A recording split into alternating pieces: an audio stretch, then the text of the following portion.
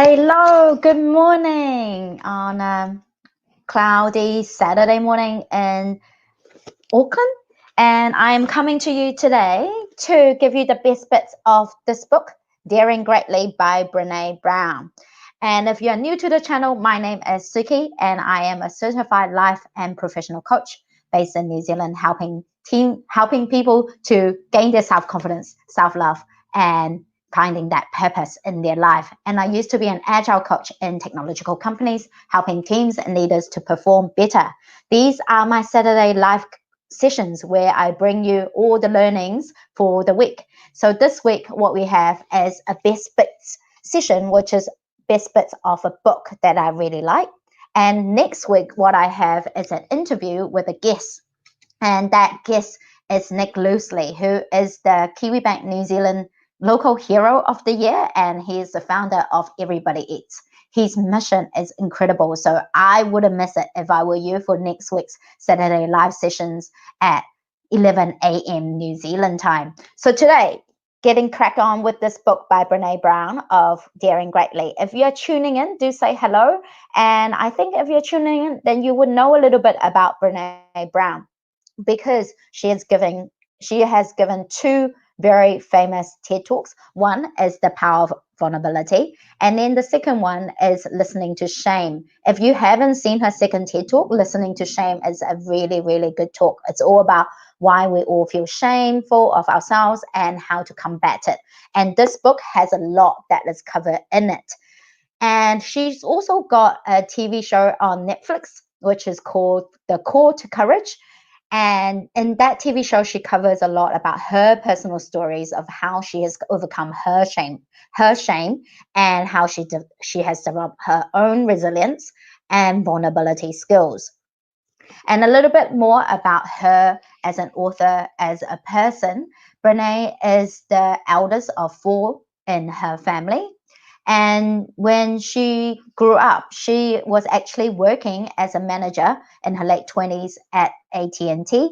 And then at that point, she felt she has a really big heart and she would like to pursue social work. So what she did was that she quit her full-time job as a manager, and then went to waitress as a waitress, so that she's got enough money to study her Bachelor of Social Work full-time. And then she went on studying Master of Social Work and then her PhD. And what her PhD is about is actually studying how people are connected with each other. And what she's found as a researcher is that the more that she asks people about what is connection, what makes us human, she found that we all fear this connection with each other, and therefore by default she's become a researcher into shame, empathy, and vulnerability, because that is what we need in order to be happy, in order to be wholehearted living, as she would say. So she's got a motto of always choosing courage over discomfort, because that courage is going to lead to vulnerability and lead to us being happier humans. So in this book, I will give you the 3 main points that I took out of it, and then leave you with some thoughts to go on from this Saturday morning. So before I get started, I would actually like to read the title of the book, Daring Greatly, and where this is from. It's actually from a quote from Theodore Roosevelt's speech, Theodore Roosevelt was the president of the United States in the early 1900s, and he gave the speech in 1910, and I'll read it to you, the passage, which is, "It is not the critic who counts, not the man who points out how the strong man stumbles, or where the doer of deeds could have done better. The credit belongs to the man who is actually in the arena, whose face is marred by dust and sweat and blood, and who tries valiantly, who comes short again and again, because there is no effort without error and shortcoming, but who does actually strive to do the deeds, who knows great enthusiasm, the great devotions, who spends himself in a worthy cause, who at the best knows in the end triumph of high achievement, And who at the worst, if he fails, at least he fails daring greatly. It is a very inspiring quote because it encourages all of us to dare greatly in our life, to take that step when we are being so vulnerable and feeling scared about what is happening in our lives. So the number one point that Brene Brown makes in this book, and which you have heard a lot in her Power of Vulnerability talk, is that vulnerability is not a weakness. As a society, we always think, oh, we don't want to be vulnerable because when we're vulnerable, we feel weak and we feel like our mask has come off and someone is going to see us for what we are, and we feel naked and we feel like we're going to be judged by others and shamed upon by others. But actually, vulnerability is not weakness. When what she's found in her research is that when we are vulnerable, that's when we're able to find joy and find creativity and really enjoy life, because without vulnerability, there is no risk taking. There is no up and down. There is no innovation without risk taking, without trial and error. So she encourages us that to not take vulnerability as a weakness in our lives. And we want all of us to be vulnerable so that we can connect with each other. So she urges us to be vulnerable. That's her first point. And her second point, what she says is that in order to be vulnerable, what we actually need to do is to develop our shame resilience. We are not able to be vulnerable a lot of times because we're so shameful of ourselves, and from that shame we judge ourselves as well, that we think that we're not good enough this and we're not good enough that and we're never this or never that and we've made mistakes and we are just stupid or something. That's when we're not able to come fully into who we want to be. So in order to develop shame resilience, she says, one, we need to recognize when we're going into that state. So she's got a really good analogy of, when that voice hits your head of that, oh, you're just not good enough, you haven't tried hard enough, that she calls that voice the gremlins that are in our head. They're just hiding in the shadow, trying to attack us when we feel shameful about ourselves. And she says we actually need to get a control over that, put a line in the sand and say to those gremlins, I see you and I don't need you in my life right now because you're not being helpful. So one is to recognize when we go into that shame state. And then secondly, when we are in that shame state, is being able to know reality for what it is. Because a lot of times those gremlins are actually saying things that are not true. We might have made an error, but it doesn't define that we're stupid or we're not good enough. We just made an error. So being able to reality test what that gremlin is saying. And then thirdly is to be able to reach out and to speak out about the shame, about this vulnerability. Because when we speak out about shame and get that empathy from other people that are in our life, then we're able to feel whole again, that we're able to feel that we're accepted, and that is okay if we feel shameful around things, because that is all just part of us and we all feel this. So it's really important to be able to speak out. And what she says about being shameful and what we are being shameful of is, oh my gosh, it's so common for women. The number one thing is our body, our appearance, how we're looking. Like this week, I'm realizing, oh my gosh, I'm having a few more wrinkles, my dark under eye circles, and I was just feeling like, oh my gosh, a bit more vulnerable. So women really do feel like this about our body appearance. And then secondly, what women feel is motherhood or the lack of motherhood. So right now, I'm not married and I don't have kids, and I do feel like I'm part of society that is not defined as mothers because I haven't become one, and lots of my friends have become a mother. So that, and when people have become mothers themselves, they also feel shameful of not being good enough of a mother, not being that perfect housewife as well. So there's just so much pressure for women in that way. And what is the pressure for men? And this actually is no surprise, is that we want men to be not weak. We want them to be strong. It's like when that boy falls down on the ground, we go like, oh, don't cry. You can't cry as a boy because that is so weak. Just stand back up. Like, we really do not accept weakness in men. And what's surprising when she talked about this is how much of it is reinforced by women that are in men's life, of those women, including myself, not wanting the men to be weak. We want them to be the white horse. We want them to be the savior that saves us in critical situations, so that men feel very pressured to live up to that expectation of being strong. And this is what continues on the patriarchy in our life. And when I realized this, I was just like, oh my gosh, we should really be kinder to ourselves and kinder to those men that are in our life, because we're not helping them to be vulnerable. We're actually shaming them when they are being weak and being emotional. So we really need to develop this resilience against shame and being kind to each other. And then the third point that she makes, it's about we must take off the mask and the armor that we have built around ourselves to be vulnerable. The quote that is really, really good, that really reminds me of how our society is that vulnerability is the last thing I want you to see in me, but it is the first thing I look for in you, because that is how I build connection. That is how I trust you.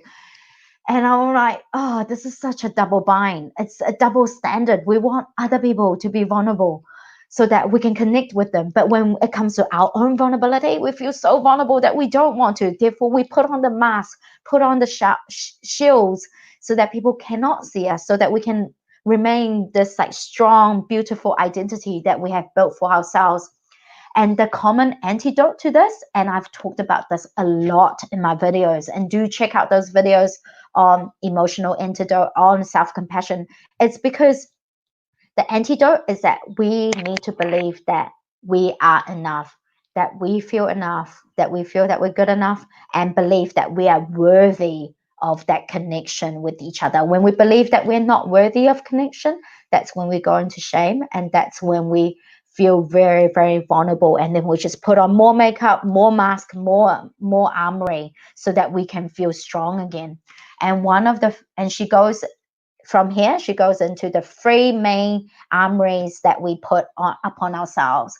And she says we can relate to all three of them, and we do a combination of all three of them, actually. And then the first one that she mentions is this foreboding joy. This is very vivid. An example is that when we look at a baby and the baby is responding really well and smiling at us, and we're having this joyful moment, feeling all these sensations of pleasure, the next minute what we think about is like, okay, what if this baby loses a leg? What if this baby dies because of some disease? What if I'm getting old and I can't enjoy this anymore? This is when we catch ourselves from that joyful moment of really being there. And we think that we need to prepare for the worst, because if we don't prepare for the worst, then we can't have this joy. And this joy is fake at the moment. This is an armory, a shield that we put on ourselves. And the way to get out of this is actually to enjoy the moment for what it is. It is like taking that picture memory, taking a moment to make a picture of this memory and go, oh my gosh, I really enjoy the sun at the moment. I enjoy this baby that is smiling at me. And let me just soak it all in, savor the goodness that is in our life, because it might pass, and it probably will pass. And I myself haven't learned this lesson of not foreboding joy until my grandmother has died, really. Because when she's died, I realized that I wish I could have gone back in time. I could have enjoyed those moments more, because now I don't have those moments anymore. So this lesson that I've learned is that I need to be present for every moment that I have, be present with the love that I've got in my life and with the joy that I've got, so that I don't need to regret it when someone is gone. So I really encourage you to really take it in for that joy to be in your life, and not put on that mask of I have to think of the worst. What if I lose this? No, it's actually just to enjoy the moment for what it is. And the second common show that we put on ourselves is actually perfectionism. This is one that I suffer from. I call myself a recovering perfectionist, really. We might suffer from this in a chronic sense, that it's like on all parts of our lives that we want to be perfect, or we might suffer from it more when we feel very, very vulnerable. So this perfectionism, at the core of it, is that we want others' approval. We want the recognition from others, so that when we feel like that we are good enough, then we're accepted by others. But guess what? That good enough, that judgment from other people is outside of our control. And if we always hang our self-worth on other people's judgment of us, other people's perception of value in ourselves, then our value of ourselves is going to go like a roller coaster, up and down. And it's not a great place to be. And we can never really win the approval of another person. So the antidote to this, as I said, I've produced lots of videos on this, is actually being self-compassionate, noticing that when we're going into that moment of, oh my gosh, I just need to be perfect. If I'm good enough, then I'll get this. If I'm good enough, then this person will love me more. It's to be able to catch ourselves in that moment and give ourselves that kindness that we give to other people, and that empathy of like, it is okay that all of us feel like this. It is normal that we feel like this. And noticing that everybody else is also suffering from perfectionism. For example, early on this week, I was giving a talk and I felt like that I was being judged by people. So I was actually like going through the public talk, more and more iterations, getting better, getting that perfectionism and that anxiety. And I really felt not great. And during the talk, I actually didn't deliver as well because I was so anxious about how I was coming across. So I really hope that we're able to realize these perfectionism traits that we have in our life and able to catch them for what they are. And the third common one, the third common shield that we put up on ourselves is numbing. Geez, we do this so much. I do this so much myself. And what I call this is, I call this escaping from reality for what is actually happening. And this is actually the whole reason why I have started my business of helping people to live more meaningfully, whether that is in their personal or professional life, is that we numb so much of our unhappiness. And we numb, the common ways that we numb is, one, I do this a lot, it's by being busy. Yeah, we're so busy with this, busy with that, that we have no time to whatsoever to consider whatever is that's going on in our life, so that we don't have to face the pains that are happening in our life. And then the second one that we do a lot is that we binge eat. We binge eat for emotional reasons, because when we eat something, we feel, oh, this is good for me temporarily. I'm in relief from this pain that I have in my life, but actually it's a toxic cycle that we get in. And Brene Brown makes a really good distinction of when we're eating for pleasure and when we're actually eating to escape. And I think we all know this. If we're really tuning into ourselves, this is what I say to my coachee, you would know when you're escaping for the reason of escaping, rather than when you are taking in pleasure and really enjoying that pleasure in your life.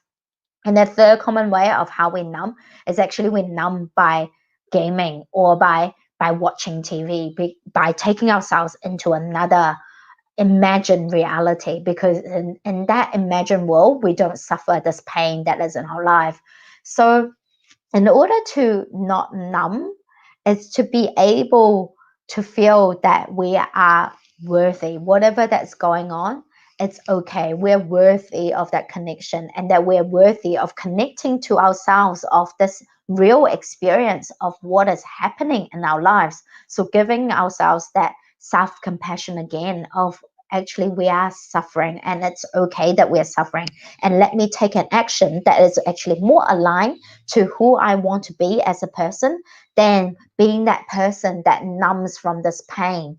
Because when we numb, the negative effects of numbing, the consequences are actually really huge. Is when we numb, we forget and we're not able to have the joy that is in our lives. And I think when I was little, I numbed so much of my experience by not facing up to what is happening, that I actually don't remember a lot of the joys that I've had in my childhood anymore, because I've numbed so much. So now when I come across a negative emotion, I notice it for what it is and do not numb myself against that. And I've got videos on how to bounce back from COVID-19. And one of the main points from that is actually not numbing ourselves from that experience. And when I have finished reading Brene Brown's book for this, knowing that we need to take off the mask, knowing that we need to develop that shame resilience, and knowing that vulnerability is actually beautiful and is the birthplace of all the joy, of all the happiness and innovation in our life, that it is not a weakness. I thought to myself, oh, I still feel like something's missing from this book. I just wanted more tips and more strategies from Brene Brown. I felt like, oh, there's not enough in this book. But then I was like, no, there's actually nothing that is missing from this book. What is missing is actually practicing, is actually doing these behaviors, changing our behaviors to be different so that we get a different result. Like, this is what I say to my coaches all the time. There's a difference between knowing all the knowledge, knowing what's happening in our life, to practicing, to doing it, to changing our behavior. And this is really what coaching is about, is being able to know what's happening, knowing the underlying belief, and to change that behavior. There is, like Brene Brown says, this is so true, there is no practice if we are not practicing. And I was just like, oh my gosh, yes, that is the key to behavior change, is that we need to practice so that we become someone that's different. We become who we want to be. So I've got a brand new course that's actually launching in June, and I would love for you to join it. It is a 6-week practice that we were going to go to redefine our habits, to redefine those routines that we have in our life. Is that we're looking at what is our underlying belief, changing that belief, and then practicing it so that we can do this day to day to develop a different habit that is in our life. And this is what works. And I do not put on programs that I don't think will work. And research has shown that habits take at least 45 days to form, and therefore my programs are at least 6 weeks or longer. So let me help you to guide you through that process of practicing, of developing yourself into this person that you want to be, that are more aligned to who you want to be. And for those that are watching online at the moment, drop in any comments or questions that you have. And a few more things that you would like to know from this book when I first read it is that I thought this is just the research from Brene Brown, and she is just making a book out of her research because this is the way to make money. And from my first read of this book, I actually did not enjoy it because I thought it was dry and it was research based. And I know quite a bit of this already from watching her shows, from listening to her podcast. But what made the difference on the second read is to have Brene Brown's voice inside my head. And I think I got that voice because I've been listening to her podcast a lot. And she's just so real. And I really, really love her because she tells it like it is. She tells it like it is when she binge eats or when she drinks to escape. And all of us are like that. And we want to relate to her. And once I've had her voice in my head while I was reading this book, is that I just felt like she was that person that was just next to me, walking alongside with me on this journey of understanding myself, reflecting, and also changing myself. So that's really what made the difference. If you want to read more of her books, I would really recommend getting her podcast so that you can listen to her more, so that you get that essence of that spirit of who she is as a person, and that will make your reading experience more enjoyable. And something else that I wish this book had more was actually maybe more diagrams and of showing how the feelings that we have, how these intense feelings of shame and vulnerability and of courage, how they all relate to each other, because they definitely do relate. And I think for those of us that are more diagram like and learning by diagram, I think this book will highly benefit from that. So, yes, this is me 25 minutes giving you the gist of what this book is about. And I really hope that you go away from this understanding yourself a bit more. And also check out that course that I've got on this link right now of redefining your habits, of changing to who you want to be by understanding that science of habits and building those practices of mindfulness, of self-compassion, of gratitude and joy, which Brene Brown has talked about a lot in this book. So I am confident in that course, and I would really like to be your coach to take you through this journey, because it is not nice to be not vulnerable, to be putting on that mask all the time, and to be feeling like that we're not good enough.